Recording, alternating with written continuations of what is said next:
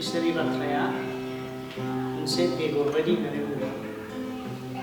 बियो सासे आबादारिनि गेजेरजों जानाय लामा सेराव गोग्लैयोबा मानसिफोरजों गाग्लोबजागोन आरो दाउसिनफ्रा खनजालांगोन आरो अन्थाइ सायाव गोलैनाया रोदा सुनो हायैनि रानलांगोन, सुजाइमायाव गोग्लैनाया सुजाइजों सेकथाब जानानै देरनो हानाय नङा, बिथाइ थायनो हानाय नङा।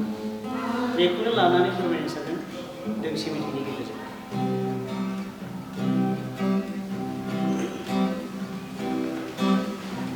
माग फागुननि रानस्राव बोथोराव बिलाइ सिरिनाय बादि सिरिलांबाय सुबुंनि फोथायनाया।